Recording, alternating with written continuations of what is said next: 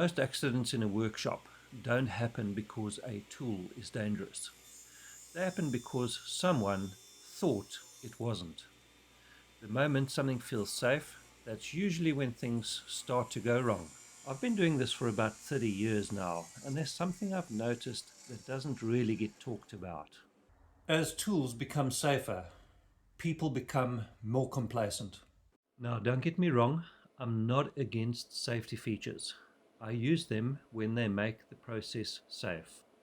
But safety features don't remove danger, they just change how we perceive it. And what often gets missed are all the small things that actually keep you safe. Let's take something simple, like cutting a piece of wood. You walk into the shop, maybe a bit distracted, maybe a bit tired, you haven't had a good night's sleep. The machine is on, the blade is spinning. The guard's in place, everything looks good, so your brain relaxes. But here's what isn't being thought about. Is the table clean, or is there friction? Has it been waxed so the wood moves smoothly? Is the blade actually sharp, or are you about to force that cut? Because the moment you have to push, you've already lost control.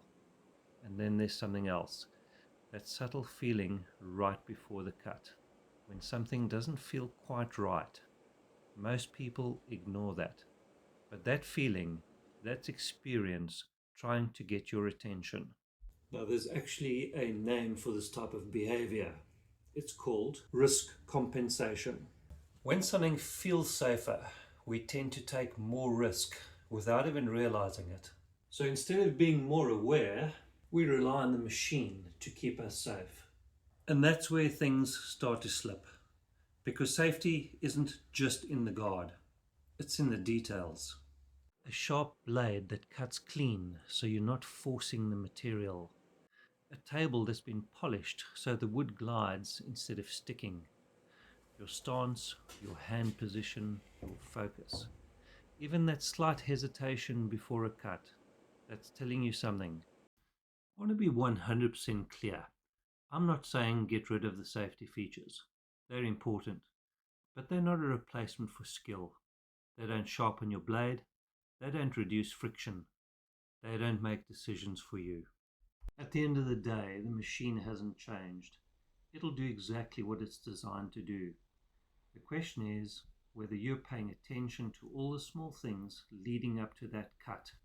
Because the most dangerous moment in any shop is when everything feels routine, when it feels safe.